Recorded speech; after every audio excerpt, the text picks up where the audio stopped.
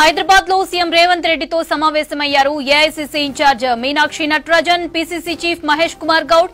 సంస్థాగత నిర్మాణం, corporation chairman ఆశావాహులకు లిస్ట్ ఫైనల్ చేసింది అధిష్టానం. భేటీలో దీనిపై చర్చించే నిర్ణయం తీసుకునే అవకాశం ఉంది. ఈ వారంలో కార్పొరేషన్ చైర్మన్ పదవుల భర్తీపై క్లారిటీ రానుంది. దివంగత బీసీ నేతలు ముఖేష్ గౌడ్, శివశంకర్ విగ్రహాల ఏర్పాటుపై సీఎంతో పీసీసీ చీఫ్ ఇన్ఛార్జ్ చర్చించే అవకాశం ఉంది. రైట్, సీఎంతో మీనాక్షి, మహేష్ కుమార్ గౌడ్ భేటీకి సంబంధించిన మరిన్ని డీటెయిల్స్ షరీఫ్ అందిస్తారు. షరీఫ్, భేటీలో ఏ అంశాలపై చర్చించే అవకాశం ఉంది? క్రితమే ఇన్ఛార్జ్ మీనాక్షి నటరాజన్ తో పాటు పీసీసీ చీఫ్ మహేష్ గౌడ్ ఇద్దరు కూడా సీఎం నివాసంలో భేటీ అయ్యారు. భేటీ కొనసాగుతుంది. భేటీ తర్వాత పార్టీ ఆశావాహులకు ఎవరైతే పదవుల కోసం ఆశతో ఎదురు చూస్తున్నారో వాళ్ళకి వారం లోపు గుడ్ న్యూస్ చెప్పే అవకాశం ఉందని చెప్పి ఇప్పటికే పార్టీ వర్గాలు చెప్తున్నారు.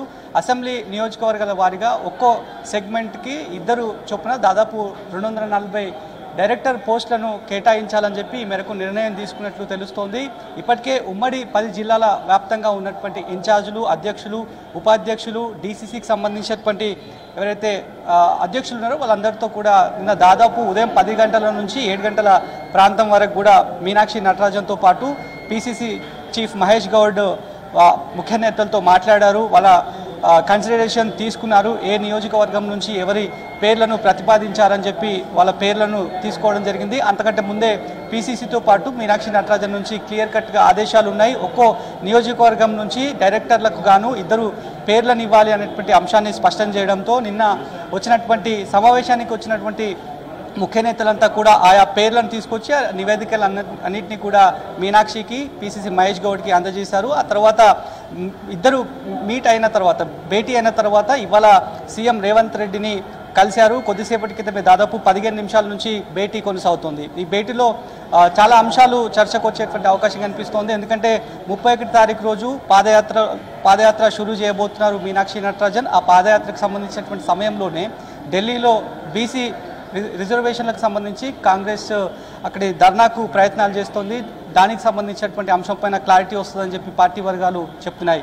మరోవైపు మీరు ఇందాక చెప్పిన దాని ప్రకారం దివంగత నేత ముఖేష్ గౌడ్, అదేవిధంగా మరొక నేతకు సంబంధించినటువంటి విగ్రహ ఏర్పాటు ఎక్కడ చేయబోతున్నాము అనేటువంటి అంశంపైన క్లారిటీ వచ్చేటువంటి అవకాశం ఉందని చెప్పి పార్టీ నేతలు చెప్తున్నటువంటి పరిస్థితి కనిపిస్తున్నాయి. ఎప్పటి నుంచో ఎదురు చూస్తున్నారు ఆశావాహులు. దాదాపు చాలా రోజుల నుంచి కూడా ఈగర్లీ వెయిట్ చేస్తున్నారు. అధికారం దాదాపు 10 సంవత్సరాల పాటు ప్రతిపక్షంలో ఉన్నటువంటి కాంగ్రెస్ పార్టీ అధికారంలోకి వచ్చింది. 18 నెలలు 19 నెలలు కావస్తున్నటువంటి తరుణంలోనే ఇంకెప్పుడు తమకు పార్టీ పదవులు కట్టబెడతారనేటువంటి అంశంపైన చాలా వరకు ఒత్తిడి తీసుకొచ్చే ప్రయత్నాలు పార్టీ పరంగా తీసుకొస్తున్నారు ఆయా ఆశావాహులు. వాటికి సంబంధించే వారం లోపు గుడ్ న్యూస్ చెప్పడానికి ఇప్పటికే పార్టీ పీసీసీ పూర్తి స్థాయిలో సమ్మతమైంది.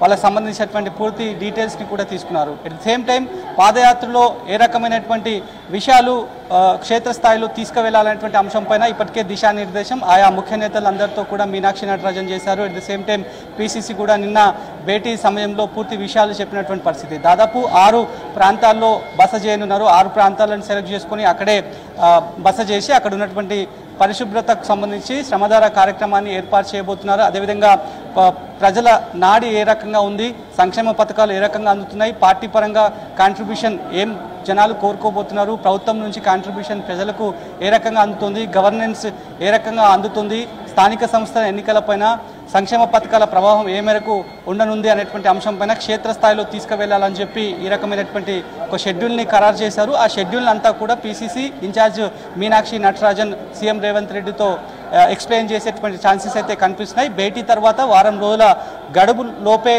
గుడ్ న్యూస్ వస్తుందని చెప్పి పార్టీ వర్గాలు చెప్తున్నారు. అదే అంశాన్ని కూడా ఆశావాహులు కూడా చెప్తున్నారు. ఎన్ని పోస్టులు వేయబోతున్నారనేటువంటి ఒక డైరెక్టర్లకు సంబంధించితే ఒక లీగ్ బయటకు వచ్చింది. 240కి పైగా ఒక్కో అసెంబ్లీ సెగ్మెంట్ వారిగా ఇద్దరు చొప్పున 240 డైరెక్టర్ పోస్టులు, ప్రభుత్వ సంస్థలో డైరెక్టర్ పోస్టులు, సభ్యుల పోస్టులు ఇవ్వనున్నారనేటువంటి ఒక చర్చ జరుగుతుంది. మరోవైపు చాలా వరకు కూడా కమిటీలకు సంబంధించి కూడా పెండింగ్లో వస్తూ ఉంది.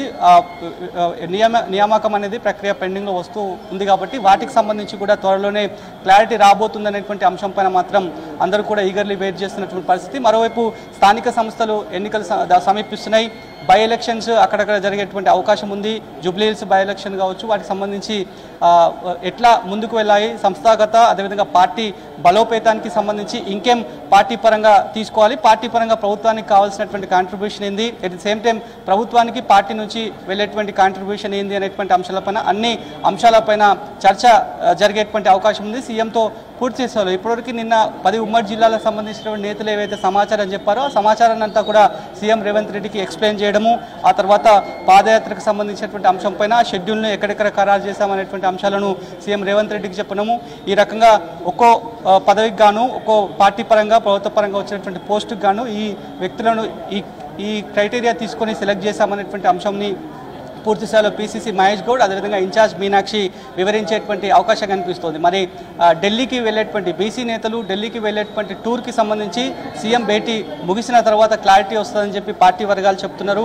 అదేవిధంగా పాదయాత్రకు సంబంధించి కూడా క్లారిటీ వస్తుందనేటువంటి అంశాన్ని అయితే పార్టీ వర్గాలు అయితే చెప్తున్నారు.